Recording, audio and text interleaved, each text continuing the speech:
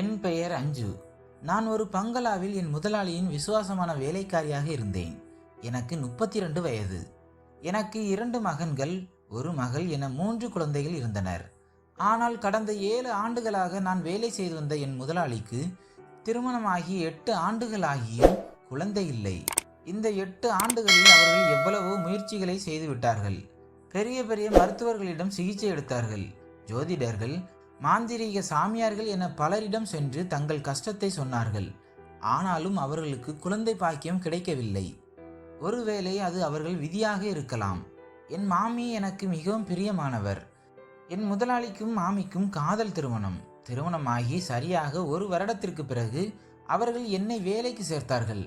நான் அவர்களின் மிகவும் நம்பிக்கையான வேலைக்காரியாக இருந்ததால் அவர்கள் தங்கள் இன்பத் துன்பங்கள் அனைத்தையும் என்னிடம் பகிர்ந்து கொள்வார்கள்.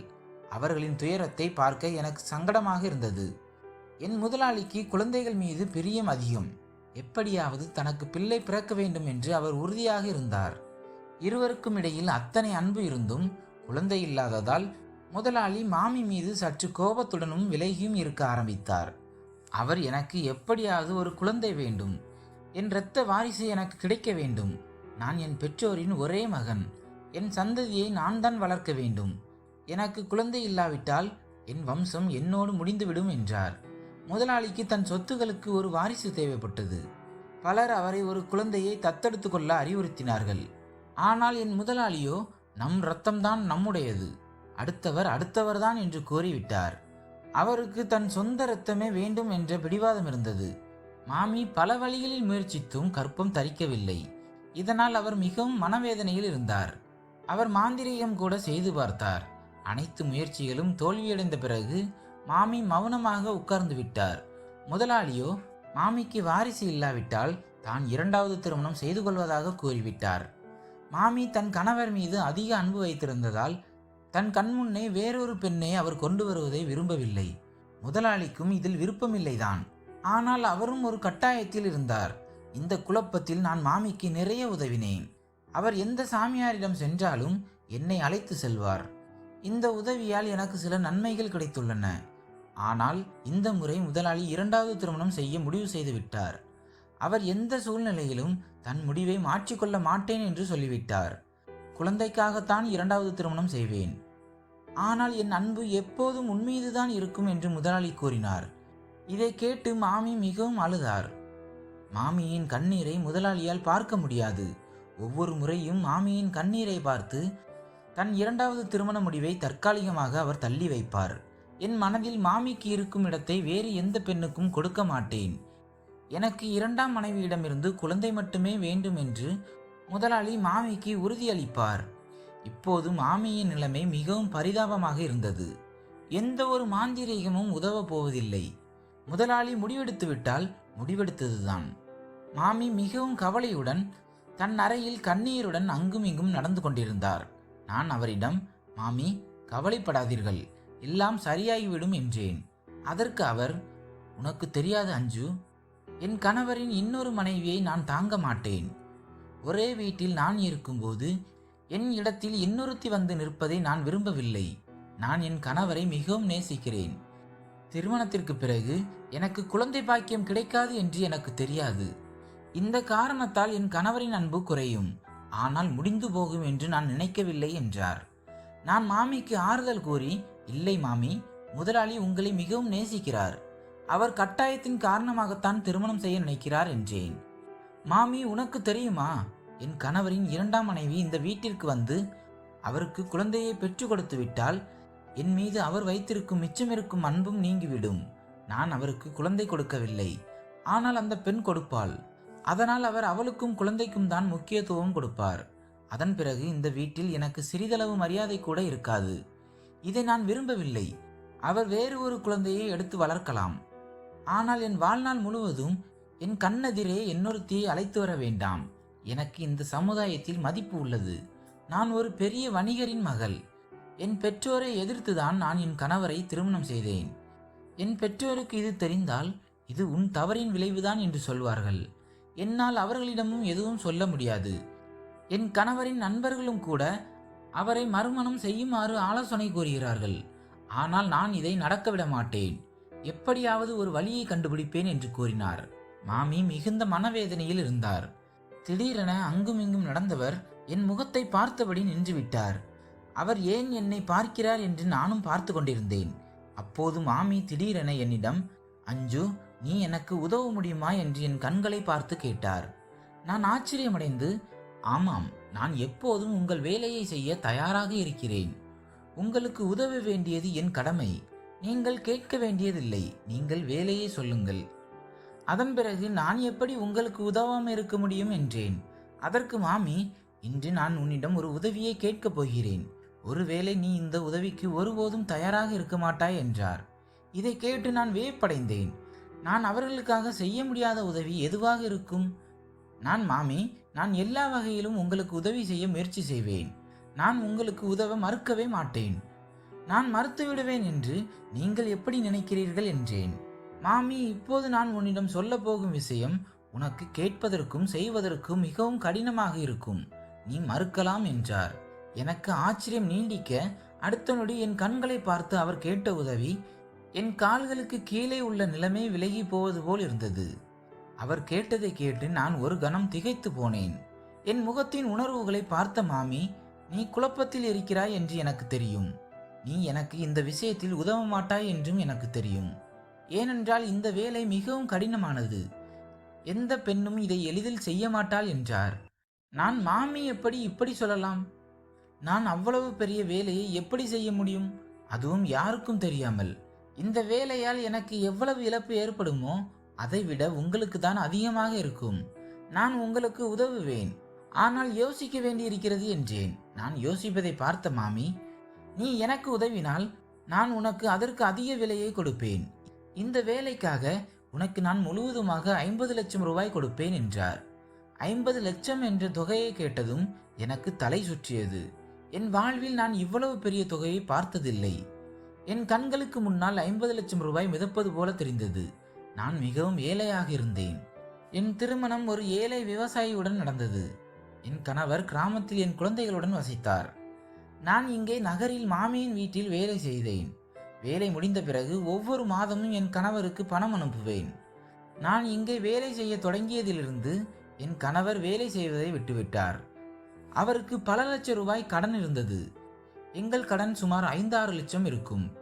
அதனால் இந்த 50 லட்சம் எங்களுக்கு மிகவும் உதவியாக இருக்கும். எனக்கு எந்த பிரச்சனையும் இல்லை. ஆனால் என் கணவர் இந்த வேலைக்கு சம்மதம் தெரிவிப்பாரா என்று எனக்கு பயமாக இருந்தது. இருப்பினும் என் கணவர் 50 லட்சம் ரூபாயை பற்றி கேள்விப்பட்டால் உடனடியாக ஒப்புக்கொள்வார் என்று எனக்கு பூரண நம்பிக்கை இருந்தது.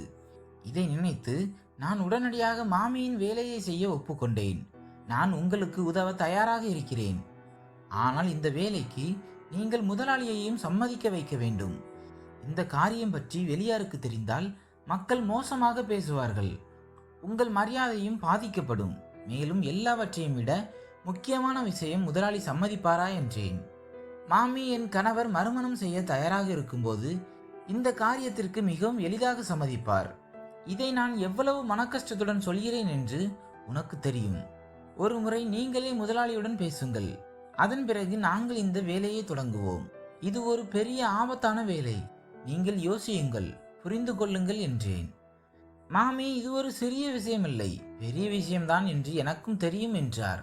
நான் மாமியிடம், ஒரு முறை மீண்டும் யோசியுங்கள், பின்னால் நீங்கள் வருத்தப்படக்கூடாது என்றேன். மாமி, நான் மிகுந்த கஷ்டத்துடன் தான் இந்த முடிவை எடுத்தேன். இப்போது என் முடிவிலிருந்து நான் பின்வாங்கப் போவதில்லை. நீ என்னை பற்றி கவலைப்பட வேண்டாம். நான் என்னை சமாதானப்படுத்திக் கொள்வேன். நீ மட்டும் எனக்கு உதவ தயாராக இரு, இல்லையெனில் எல்லாம் வீணாகிவிடும் என்றார். மாமி தன் முடிவில் உறுதியாக இருந்தார். அவர் பின்வாங்குபவர் இல்லை. நான் என் வாழ்நாள் முழுவதும் இன்னொருத்தியை தாங்க மாட்டேன். ஆனால் ஒரு இரவு பிரச்சனையை சகித்துக் கொள்ளலாம் என்றார். அதனால் அவர் இதையெல்லாம் செய்ய வேண்டியிருந்தது. நானும் என் மனதை உறுதியாக்கி கொண்டேன். இந்த வேலை எனக்கு மிகவும் முக்கியமானது.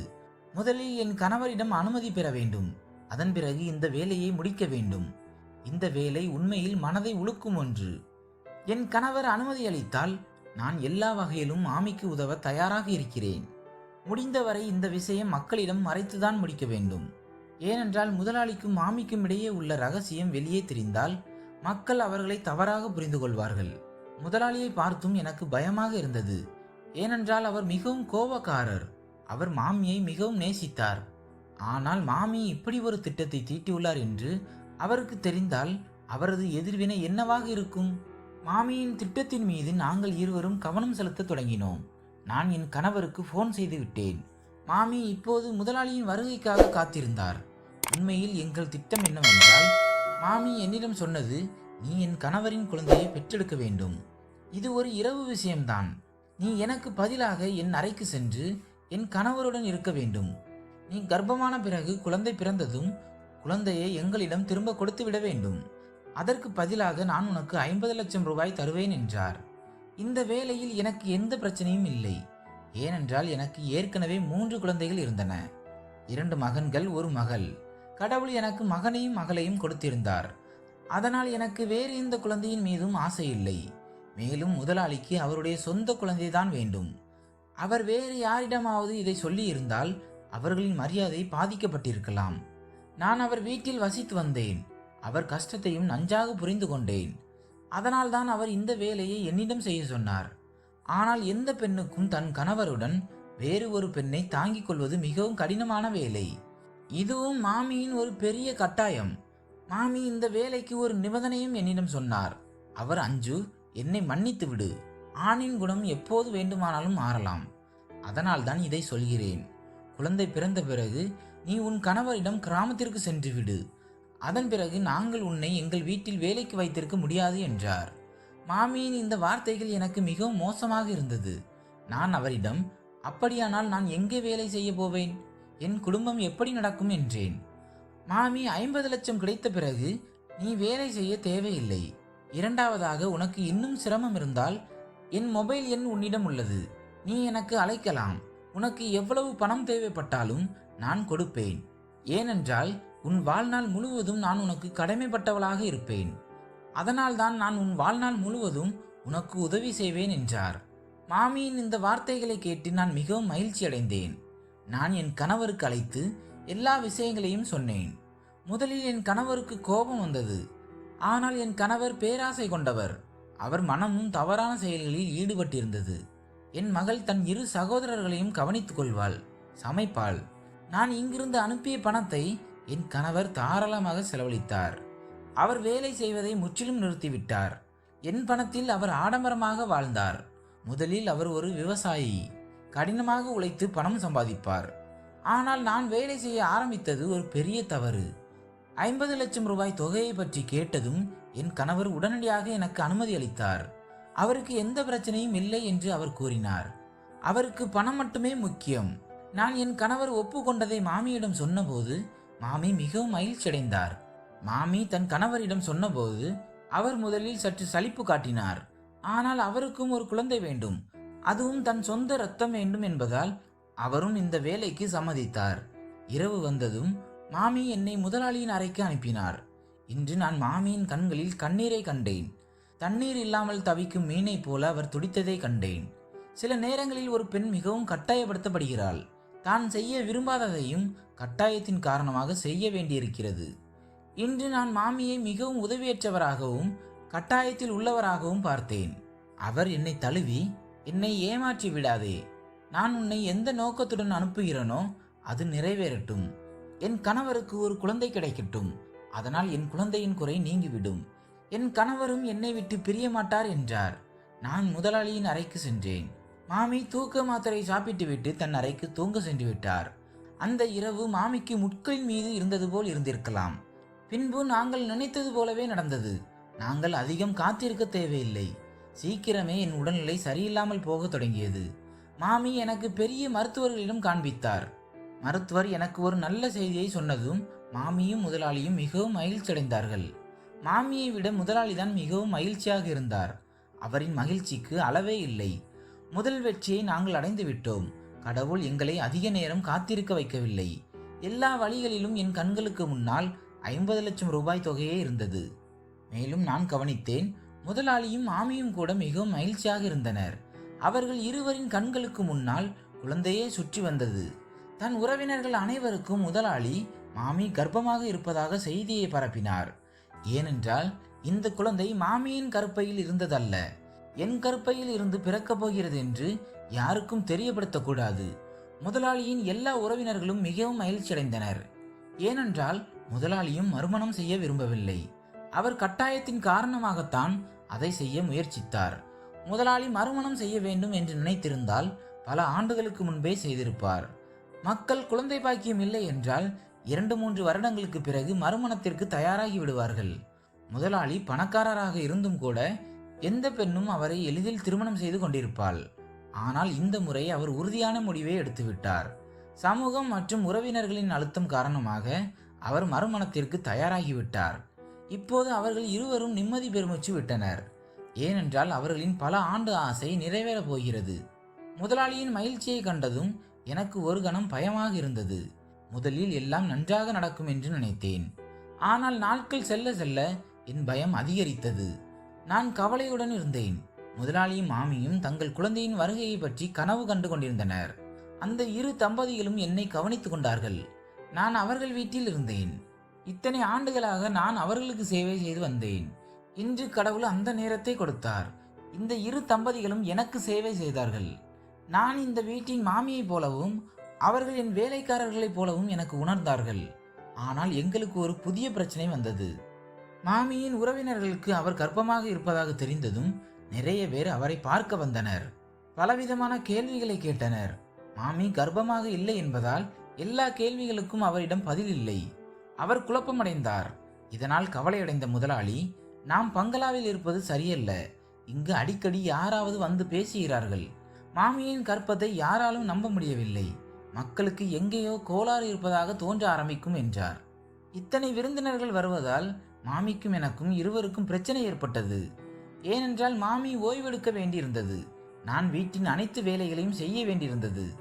அதனால் எங்கள் மீது யாரும் சந்தேகம் கொள்ளக்கூடாது. நான் மாமிக்கு அறிவுரை கூறினேன். நாம் வேறு நகரத்தில் உள்ள உங்கள் வீட்டுக்கு செல்லலாம். அங்கு நிம்மதியாக நேரத்தை செலவிடலாம். முதலாளி உறவினர்களிடம் மாமி தன் தாய் வீட்டிற்கு சென்றிருப்பதாக சொல்லட்டும். இதனால் யாரும் வரமாட்டார்கள். நாம் அங்கு எளிதாக காலத்தை கடத்திவிடலாம் என்றேன். முதலாளிக்கும் என் யோசனை பிடித்திருந்தது. முதலாளி என்னை வேறு இடத்திற்கு மாற்றினார். அங்கு யாரும் இல்லை. எங்களை கவனிக்க முதலாளி ஒரு காவலாளியையும் ஒரு வேலைக்காரியையும் அனுப்பினார். ஏனென்றால் நான் இப்போது எந்த வேலையும் செய்யவில்லை. பங்களாவில் யாராவது விருந்தினர்கள் வந்தால் நான் வேலை செய்ய வேண்டியிருக்கும். இதனால் யாரும் எங்களை பற்றி சந்தேகப்படக்கூடாது. இந்த வீட்டில் எங்களுக்கு தேவையான அனைத்தையும் முதலாளி ஏற்பாடு செய்திருந்தார். இந்த வீட்டுக்கு வந்த பிறகு நாங்கள் மிகவும் நிம்மதியாக இருந்தோம். மாமி என்னை கவனமாக பார்த்து கொண்டார். இயற்கையின் அற்புதம் மிகவும் விசித்திரமானது. நேற்று நான் யாரிடமிருந்து குழந்தையை கேட்டனோ இன்று அவர்கள் என்னிடமிருந்து ஒரு குழந்தையை கேட்க துடித்தார்கள். என் மாமி மிகவும் நல்ல கனிவான பெண். மாமி இவ்வளவு நல்லவராக இருந்தும் அவருக்கு ஏன் நல்லது நடக்கவில்லை என்று நான் நினைத்தேன். நல்லவர்களுக்கு நல்லது நடக்காதா? இதற்கிடையில் காலம் கடந்து போனது. எனக்கும் விசித்திரமான எண்ணங்கள் வர ஆரம்பித்தன. வாரங்கள் மாதங்களாக மாறின. என் குழந்தை என் வயிற்றில் உதைக்க ஆரம்பித்தது. முதன்முறையாக என் வயிற்றில் அசைவு ஏற்பட்ட போது எனக்கு விசித்திரமான உணர்வு ஏற்பட்டது. நள்ளிரவில் திடீரென என் கண் விழித்தது. நான் எழுந்து உட்கார்ந்தேன். என் வயிற்றில் கையை வைத்ததும் இருட்டில் எனக்கு ஏதோ விசித்திரமான ஒன்று தெரிந்தது. என் குழந்தை என்னை கூப்பிடுவது போல் உணர்ந்தேன். என்னிடம், அம்மா, நான் உன் குழந்தை. என்னை பிறருக்கு கொடுத்து விடாதே. நான் உனக்கு சொந்தமானவன். என்னை காப்பாற்று என்று சொல்வது போல் இருந்தது. இதே போன்ற கனவுகள் எனக்கு தினமும் வர ஆரம்பித்தன. நான் இரவு முழுவதும் விழித்திருக்க ஆரம்பித்தேன். அதிகமாக விழித்திருந்ததால் எனக்கு பலவீனம் ஏற்பட்டது. என் மனம் மெதுவாக மாற ஆரம்பித்தது. ஏனென்றால் ஒவ்வொரு இரவும் எனக்கு இதுபோலவே நடந்தது. இரவுகளில் என் இதயம் மட்டுமல்ல, என் மனமும் கூட மாறிக்கொண்டிருந்தது. நான் கவலையுடன் இருந்தேன். எனக்கு 50 லட்சம் ரூபாய் இப்போது பொய்யானதாகவும் பயனற்றதாகவும் தோன்றியது. 3 குழந்தைகள் இருப்பதால் எனக்கு இப்போது குழந்தைகள் மீது அதிக ஆசை இருக்காது என்று நான் நினைத்தேன்.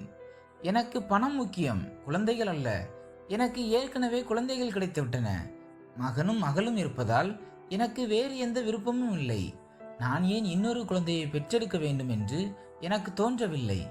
ஏனென்றால் இது விலைவாசி ஏற்றத்தின் காலம். இந்த சமயத்தில் நம் உணவை பராமரிப்பதே கடினம். அதற்கும் மேலாக குழந்தைகளை வளர்ப்பது மிகவும் கடினமான வேலை. ஆனால் இப்போது என் கருத்து தவறாகிவிட்டது. குழந்தை முதல் அல்லது கடைசி அல்ல. சொந்த குழந்தை சொந்த குழந்தைதான். என் மாமி என் கவலையை புரிந்து கொண்டார். ஒரு நாள் நான் மாமியையும் முதலாளியையும் பேசுவதை கேட்டேன். மாமி முதலாளியிடம், "ஏங்க, அஞ்சுவின் மனம் திடீரென மாறிவிடுமோ?" என்று சொன்னார். முதலாளியோ, "அது ஒருபோதும் மாறாது. ஏனென்றால் அவளிடம் ஏற்கனவே குழந்தைகள் இருக்கிறார்கள். அவளுக்கு பணம் தேவை, குழந்தைகள் அல்ல" என்றார். மாமி என்னிடம் அடிக்கடி ஏன் நான் இவ்வளவு அமைதியாக இருக்கிறேன் என்று கேள்வி கேட்டார். முதலாளி ஒவ்வொரு வாரமும் இங்கு வந்து எனக்காக நிறைய பழங்கள், பழச்சாறுகள் மற்றும் தேவையான அனைத்து பொருட்களையும் கொண்டு வருவார். ஒவ்வொரு மாதமும் எனக்கு மருத்துவ சிகிச்சையும் நடந்து வந்தது. பிறகு அந்த நாளும் வந்தது. மருத்துவர் எனக்கு பிரசவ தேதியை கொடுத்தார். இந்த விஷயத்தை என் மாமி உடனடியாக முதலாளியிடம் சொன்னபோது முதலாளி மிகவும் மகிழ்ச்சி அடைந்தார். முதலாளி என் சிகிச்சைக்காக மாமிக்கு நிறைய பணம் கொடுத்தார். எந்த ஒரு குறையும் வரக்கூடாது என்று சொன்னார். இங்கே என் இதயம் இந்த குழந்தைக்காக தவித்து கொண்டிருந்தது. இரவு நேரம் மாமி என்னிடம், "நாளை நாம் மருத்துவமனைக்கு செல்ல வேண்டும். ஏனென்றால் என் குழந்தை பிறக்க இன்று இரவுதான் உள்ளது" என்றார். அடுத்த நாள் காலை 10 மணிக்கு நான் மருத்துவமனையில் அனுமதிக்கப்பட வேண்டும். ஏனென்றால் மருத்துவர் பிரசவ தேதியை கொடுத்து விட்டார். எனக்கு அறுவை சிகிச்சை நடக்க வேண்டும். இதை கேட்டதும் எனக்கு பயம் வந்தது. நான் என் மனதிற்குள், நான் என் குழந்தையை பிறருக்கு கொடுக்க முடியாது. இது என் குழந்தை. 50 லட்சம் ரூபாய்க்காக நான் இதை இன்னொருவரிடம் ஒப்படைக்க மாட்டேன் என்று நினைத்தேன். இந்த குழந்தையின் தந்தை முதலாளியாக இருக்கலாம், ஆனால் தாய் நான் தான் இதை ஈன்றெடுக்கப் போகிறேன். ஒரு தாய் தன் குழந்தையை 9 மாதங்கள் வயிற்றில் சுமக்கிறாள். தன் உடலின் ஒரு பகுதியை நான் எப்படி இன்னொருவரிடம் ஒப்படைக்க முடியும்? இது என் குழந்தை என்று நான் முடிவு செய்தேன். நான் இதை 50 லட்சத்திற்கல்ல, 50 கோடிக்கும் யாருக்கும் கொடுக்க மாட்டேன். என் மனமும் என் முடிவும் மாறிவிட்டது. மாமி இரவு வந்த பிறகு தன் அறைக்கு சென்று விட்டார். நான் விரைவாக என் பொருட்களை எடுத்து ரகசியமாக அங்கிருந்து ஓடிவிட்டேன். எனக்கு வலி ஆரம்பிக்க தொடங்கியது. ஏனென்றால் என் பிரசவ தேதி கொடுக்கப்பட்டிருந்தது. நான் விரைவாக வெளியே வந்து இரவு நேர பேருந்தில் ஏறினேன். என்னால் இனி தாங்க முடியாது என்று எனக்கு தோன்றியது. நான் ஒருபோதும் அறுவை சிகிச்சை செய்து கொண்டதில்லை. ஏனென்றால் என் 3 குழந்தைகளும் சாதாரணமாக பிறந்தார்கள். எனக்கு இந்த வலி பழக்கமாகிவிட்டது. நான் என் மாமியையும் முதலாளியையும் ஏமாற்றி அங்கிருந்து ஓடி வந்தேன். ஏனென்றால் எனக்கு என் குழந்தை வேண்டும். நான் இதை வேறு யாருக்கும் கொடுக்க முடியாது. பின்னால் இருக்கும் முதலாளியும் மாமியும் என்ன ஆவார்கள் என்று நான் நினைக்க விரும்பவில்லை. நான் என் குழந்தையை பாதுகாக்க வேண்டும் என்றுதான் நினைத்தேன். அது என் பொறுப்பு. சுமார் 6 மணி நேர பயணத்திற்கு பிறகு நான் என் கிராமத்தை அடைந்தேன். ஆனால் இப்போது வலி வேகமாக ஆரம்பித்து விட்டது. நான் என் வீட்டிற்கு செல்லவில்லை. ஏனென்றால் என் கணவர் அங்கு 50 லட்சம் ரூபாயை எதிர்பார்த்து காத்திருந்தார். என் கணவருக்கு நிறைய கடன் இருந்தது. இந்த குழந்தைக்காக அவர் இந்த 9 மாதங்களில் 50 லட்சம் ரூபாய்க்கு பல கனவுகளை கண்டிருந்தார். நான் அவரிடம் சென்றால் அவர் என்னை திரும்ப மாமியிடம் அழைத்து சென்று முழு பணத்தையும் பெற்றுக்கொள்வார் என்று எனக்கு நம்பிக்கை இருந்தது. என் கணவர் ஏற்கனவே மிகவும் பேராசை பிடித்தவர். அதனால் ஒருபோதும் ஒரு தாயின் பாசத்தை புரிந்து கொள்ள மாட்டார். 50 லட்சம் ரூபாயை பற்றி கேட்டு அவர் எவ்வளவு மகிழ்ச்சி அடைந்தாரோ அதை என்னால் வார்த்தைகளில் சொல்ல முடியாது. அவர் நாள் முழுவதும் யோசிப்பார். 50 லட்சம் வந்தால் நான் இதை செய்வேன், அதை செய்வேன், இதை வாங்குவேன், அதை வாங்குவேன் என்று பலவிதமாக பேசுவார். அவர் தன் மனைவியையும் குழந்தையையும் விட பணத்தை அதிகமாக நேசித்தார். நான் கிராமத்தின் சிறப்பு தாயம்மா சாரதாவிடம் சென்றேன். என் மற்ற குழந்தைகளும் இந்த தாயம்மா தான் பிரசவித்தாள். நான் சாரதாவின் வீட்டிற்கு சென்று சத்தமாக தட்டி கூப்பிட்டேன். அது கோடை கால இரவு. நான் இரவு 2 மணிக்கு அங்கிருந்து கிளம்பினேன். இப்போது காலை 8 மணி ஆகப் போகிறது.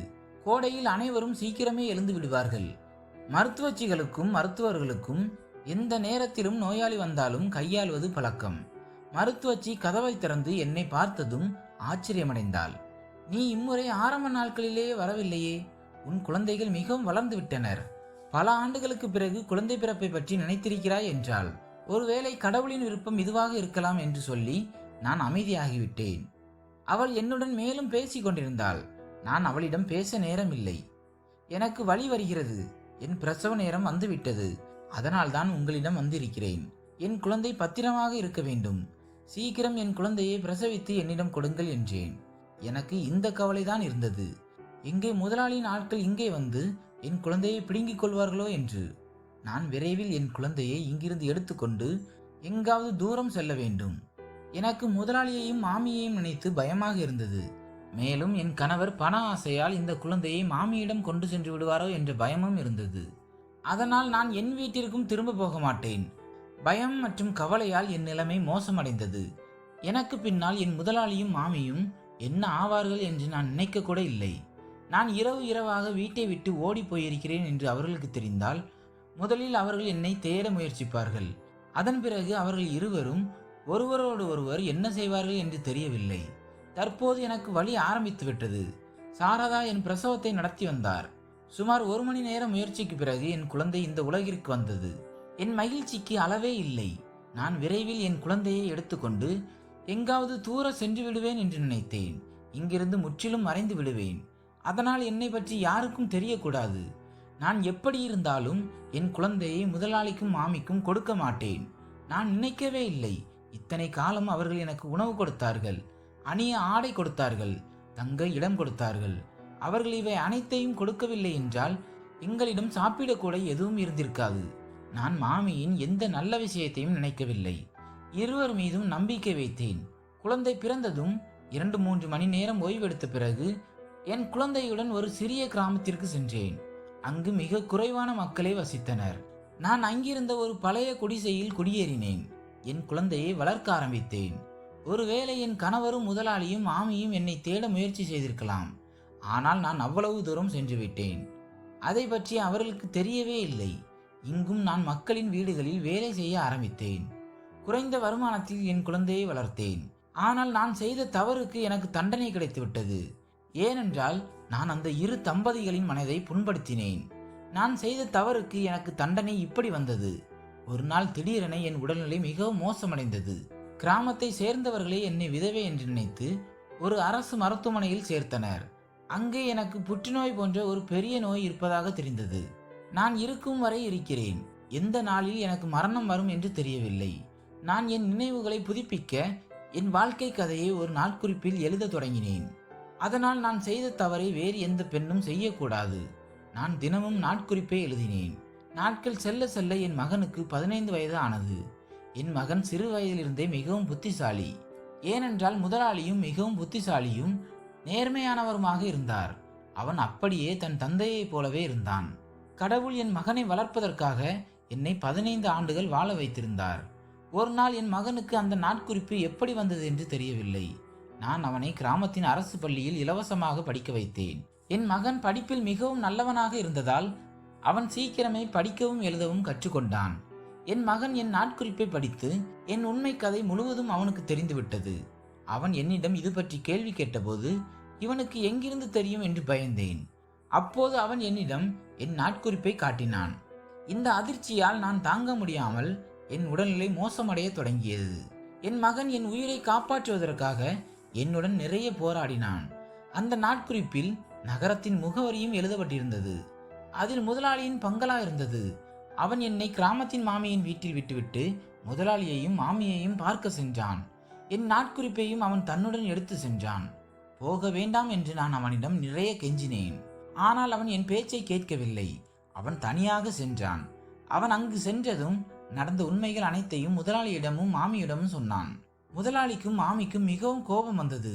அவர்கள் அவன் சொல்வதை கேட்டு இந்த குழந்தை பொய் சொல்கிறான் என்று நினைத்தார்கள். ஆனால் அவர்கள் அவனுடைய முகத்தை கூர்ந்து பார்த்தபோது ஆச்சரியமடைந்தார்கள். ஏனென்றால் முதலாளியின் கன்னத்தில் ஒரு சிறிய மச்சம் இருந்தது. அதே மச்சம் இந்த சிறுவனுடைய கன்னத்திலும் இருந்தது. இது இந்த சிறுவன் முதலாளியின் மகன்தான் என்பதை தெளிவாக காட்டியது. மேலும் அவன் பேசும் விதமும் முதலாளியைப் போலவே இருந்தது. அந்த சிறுவன் அப்படியே முதலாளியைப் போலவே இருந்தான். அவன் அவர்களின் குழந்தை என்பதால் அவர்கள் இருவரும் நம்பினார்கள். முதலாளியும் மாமியும் தங்கள் கோபத்தால் எங்களுக்கு உதவ வேண்டாம் என்று நினைத்தார்கள். என் மகன், நீங்கள் என் அம்மாவிடம் வாருங்கள். என் அம்மாவின் உயிரை காப்பாற்றுங்கள். அவரை சிகிச்சைக்காக நகரத்திற்கு அழைத்து செல்ல வேண்டும். இல்லையெனில் அவர் இறந்து விடுவார் என்றான். முதலாளிக்கும் மாமிக்கும் இதுவரை குழந்தை பிறக்கவே இல்லை. நான் ஓடி வந்த பிறகு அவர்கள் குழந்தையின் ஆசையை கைவிட்டு விட்டார்கள். ஏனென்றால் முதலாளியின் கருத்துப்படி ஒருவேளை கடவுள் எங்களுக்கு குழந்தையை கொடுக்க விரும்பவில்லை. கடவுளை விட பெரியவர் யாரும் இல்லை. அவர் மறுமணம் செய்து கொண்டாலும் அந்த பெண்ணின் மனமும் மாறலாம். அவர்கள் வீட்டின் நம்பிக்கையான வேலைக்காரியும் மாறிவிட்டாள். இதையெல்லாம் நினைத்து அவர்கள் குழந்தையின் ஆசையை மனதிலிருந்து நீக்கிவிட்டார்கள். ஏனென்றால் அவர்கள் என்னையே நம்பியிருந்தார்கள். அந்த சிறுவனுடன் அவர்கள் இருவரும் என்னை பார்க்க வந்தபோது என்னை பார்த்ததும் அவர்களின் பழைய நினைவுகள் புதுப்பிக்கப்பட்டன. தற்போதைய நிலையில் நான் நோயுற்று தவிப்பதை பார்த்ததும் அவர்கள் என்னை மன்னித்து விட்டார்கள். ஆனால் அவர்கள் என்னிடம், நீ எங்களிடம் நல்ல முறையில் நடந்து கொள்ளவில்லை. நாங்கள் உலகத்திடம் பொய் சொன்னோம் என்று உனக்கு தெரியும். நீ ஓடி போன போது எங்கள் குழந்தை மருத்துவமனையில் பிறந்ததாகவும் யாரோ திருடி சென்றதாகவும் அதை பற்றி எதுவும் தெரியவில்லை என்றும் சொன்னோம். நாங்கள் மீண்டும் குழந்தை பாக்கியம் இல்லாமல் ஆகிவிட்டோம். இன்று 15 ஆண்டுகளுக்கு பிறகு எங்கள் மகனை இப்படி பார்ப்போம் என்று எங்களுக்கு தெரியாது என்று குறைப்பட்டு கொண்டார்கள். நான் முதலாளியிடமும் மாமியிடமும் கைகளை கூப்பி மன்னிப்பு கேட்டேன். அவர்கள் இருவரும் என்னை மன்னித்து விட்டார்கள். அவர்கள் என்னை நகரத்திற்கு அழைத்து சென்று ஒரு நல்ல மருத்துவமனையில் எனக்கு அறுவை சிகிச்சை செய்தார்கள். கடவுள் எனக்கு வாழ்வை அளித்தார். நான் செய்தது மிகவும் பெரிய தவறு. அதற்காக எனக்கு மரணமே கிடைத்திருக்க வேண்டும். ஆனால் என் மகனின் பிரார்த்தனைகள் மற்றும் அவனுடைய முயற்சியால் நான் பிழைத்தேன். என் குழந்தைகளுக்கும் நான் 15 ஆண்டுகளாக எங்கே மறைந்திருந்தேன் என்று தெரிந்துவிட்டது. என் கணவர் 10 ஆண்டுகளுக்கு முன்பு ஒரு விபத்தில் இறந்து விட்டார். என் குழந்தைகள் என்னை தேட நிறைய முயற்சி செய்தார்கள். ஒரு பக்கம் நான் என் 3 குழந்தைகளையும் விட்டுவிட்டு சென்றதால் அவர்கள் மனதையும் புண்படுத்தினேன். என் 3 குழந்தைகளும் வளர்ந்து விட்டனர். இங்கே முதலாளியின் மகனுக்கு 15 வயது ஆகிறது. அவன் 15 ஆண்டுகளாக முதலாளியையும் மாமியையும் விட்டு பிரிந்திருந்தான். நான் முதலாளியையும் மாமியையும் அவர்களின் மகனிடம் ஒப்படைத்தேன். ஆனால் என் மகனோ என்னை தான் தன் தாயாக நினைத்தான். எல்லா உண்மைகளும் அவனுக்கு தெரியும். ஆனால் நான் அவனிடம், மகனே, இது ஒருவேளை என் தவறுக்கான பிராயச்சித்தமாக இருக்கலாம். இப்படிதான் நான் என் தவறை சரி செய்ய முடியும். இனி இந்த தம்பதிகளுக்கு நான் எந்த தவறும் செய்ய முடியாது. இவர்களால் தான் என் உயிர் பிழைத்தது. நான் உன்னை பார்க்க வருவேன். ஆனால் உன் உண்மையான தந்தை முதலாளிதான் என்றேன். இப்படியாக நான் என் கிராமத்தில் என் குழந்தைகளுடன் மகிழ்ச்சியுடன் இருக்கிறேன். முதலாளியும் மாமியும் தங்கள் மகனை மீண்டும் பெற்றதால் மகிழ்ச்சியுடன் இருக்கிறார்கள். இத்தனை ஆண்டுகளுக்கு பிறகும் முதலாளியும் மாமியும் தங்கள் வாக்குறுதியை காப்பாற்றினார்கள். அவர்களின் மகனை ஒப்படைத்ததற்காக எனக்கு 50 லட்சம் ரூபாய் கொடுத்தார்கள். எனக்கு 50 லட்சம் ரூபாய் தேவையில்லை. ஆனால் அவர்கள், இப்போது உன் கணவரும் இல்லை, இந்த பணத்தை வைத்துக்கொள், இது உனக்கு உதவும் என்று சொன்னார்கள். இந்த நல்ல தம்பதிகளுக்கு நான் மிகவும் தவறாக நடந்து கொண்டேன் என்று நான் வருத்தப்பட்டேன். ஆனால் எனக்கு என் சிறிய மகனின் நினைவு இன்னும் வாட்டுகிறது. அவன் நினைவுக்கு வரும்போதெல்லாம் நான் அவனை பார்க்க செல்கிறேன். முதலாளியும் மாமியும், இதுதான் மருத்துவமனையில் திருடு போன எங்கள் மகன். இப்போது 15 ஆண்டுகளுக்கு பிறகு எங்களுக்கு கிடைத்து விட்டான் என்று மக்களிடம் சொன்னார்கள். என் மகன் முதலாளியையும் மாமியையும் தன் தாய் தந்தையாக ஏற்றுக்கொண்டான். இப்போது அவன் அவர்களுடன் அவர்கள் வீட்டில் மிகவும் மகிழ்ச்சியாக இருக்கிறான். நண்பர்களே, இந்த கதை பிடித்திருந்தால் வீடியோவை லைக் செய்யுங்கள். சேனலை சப்ஸ்கிரைப் செய்து கொள்ளுங்கள். நன்றி.